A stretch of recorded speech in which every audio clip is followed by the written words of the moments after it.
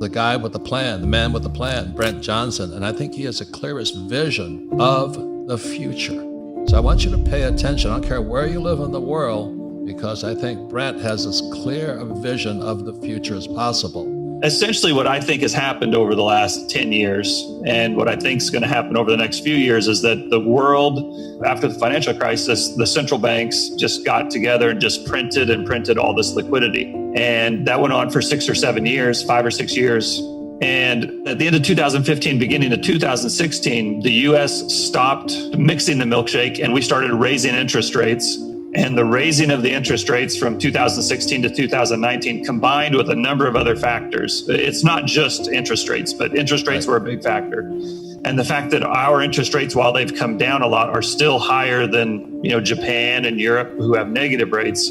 That, along with these other factors of having the global reserve currency system, having the dollar payment system, having the largest US military, having the deepest capital markets, all of that stuff acts as a straw which sucks up all the liquidity that the world is printing. At the end of the day, whether you like the dollar or whether you hate the dollar, whether you think it's a good currency or a horrible currency, the fact of the matter is it is the currency which the world runs on. Now, I think there's a lot of people who would like to change that, but as of right now, they haven't. And I think the efforts that they have made to do so are too little too late. And that's kind of what's setting up this whole dollar milkshake theory. If they're printing so many dollars, why doesn't gold why don't people just rush to gold? Right. And I think that's the question you were asking. It's a question I'm asking myself, is if there's so many fiat or I call it fake dollars, why doesn't gold go through the roof? Right? Yeah. Again, I think it depends on where you're at and what currency you're denominated in. Like gold in Argentino pesos looks really good right now. Right. Gold in Turkish lira looks really good. Gold in just about every currency other than the dollar is at its all-time high. And it's getting pretty close to itself in the dollar as being the all-time high as well. Still a couple $100 away. But, in many ways, people think of the gold and the dollar as enemies or the antithesis of each other. I do think that we'll get into a period where they rise together, but I think ultimately gold will win the battle. The reason is because I think gold is the market's money. If we just had free markets and there was no government influence and central banks and, legal tender laws, then I think the market would choose gold as money. But we don't live in a free market. We may want to, but we don't. And because of the governments of the world, and not just US, don't want a gold standard because they like to be able to spend more than they earn. Politicians get elected by making promises. And so I don't think the governments of the world want to go back to a gold standard. I think the market might force it on them, but they will fight it. And in that fight, I think that's where gold gets kind of tampered down from time to time.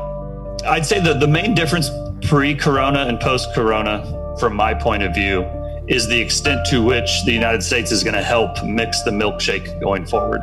Before, I thought that we might mix it a little bit and the rest of the world would continue to mix it a lot and we would suck it in. Well, now I think they're mixing it with them, but I still think for a number of reasons, the US is going to be the primary recipient of sucking in all that milkshake, all that liquidity that the rest of the world is, and that we are now printing, or the liquidity that we're putting into the market. So the world's printing money, but that's going to flow to the U.S. is what you're saying. Exactly. And as that capital comes into the U.S., I don't just think it sits in cash. I think it gets put into places that yield a little bit more than cash. Maybe it goes into Coca-Cola. Maybe it goes into IBM. Maybe it goes into Electronic Arts or Microsoft. Some of these companies that have some growth potential that maybe pay a dividend.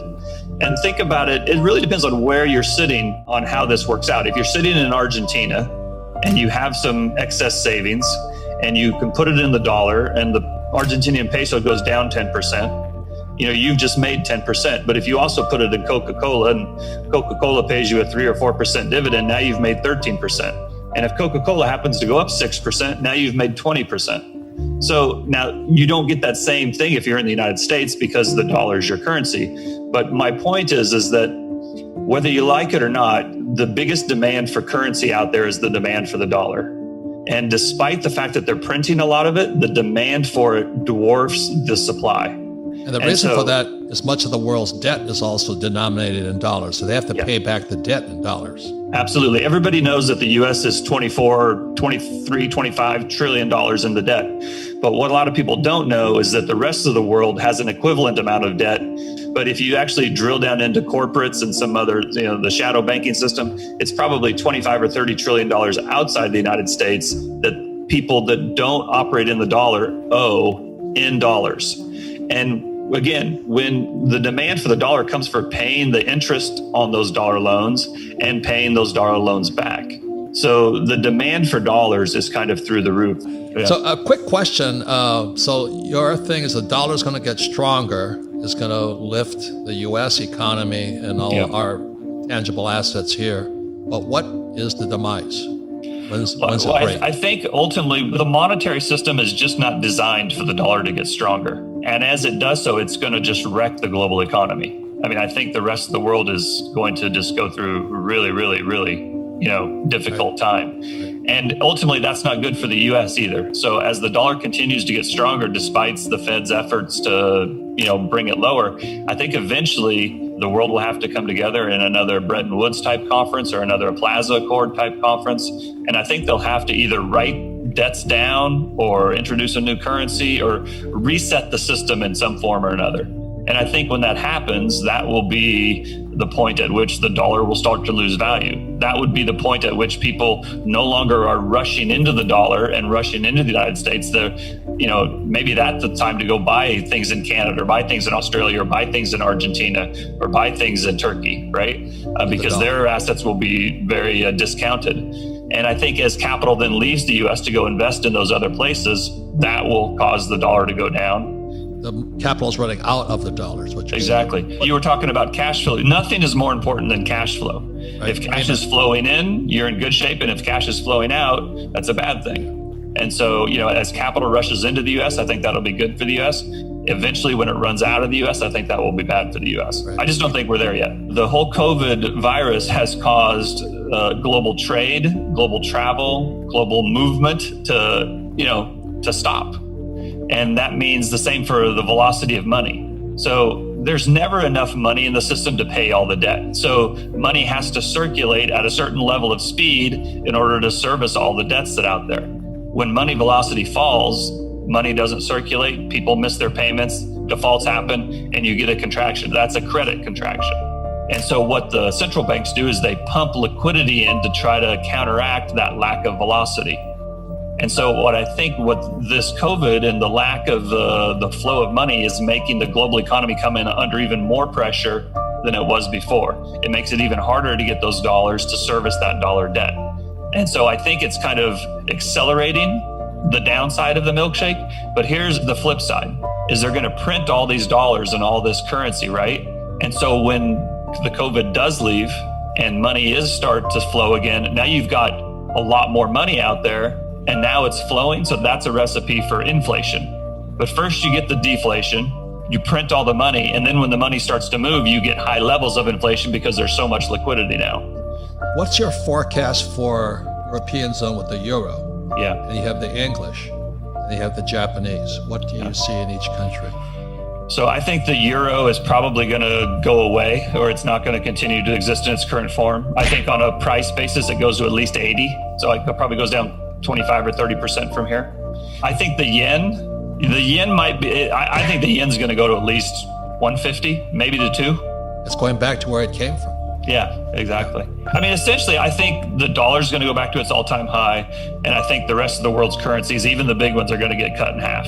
So if you're living in Japan, that means life will get more expensive. Absolutely. Yeah, the same as euro. Absolutely. And so that's what I say about gold. If you're not a US dollar investor, you could probably back up the truck on gold right now. I think gold may still have a tough time in US dollar terms. When everybody needs dollars, you sell whatever you can to get dollars.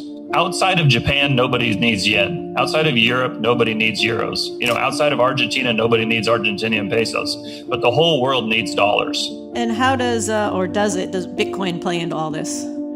Bitcoin's an interesting one. I own Bitcoin. I think if you have the ability and you have some space in your portfolio for speculation, you should own some Bitcoin. I don't think it replaces gold. I think it's in addition to gold. it's a very asymmetric play. I think it probably either goes to $1,000, which is be down, or it goes to 100,000 or $1 million. And so it's either all or nothing kind of a thing.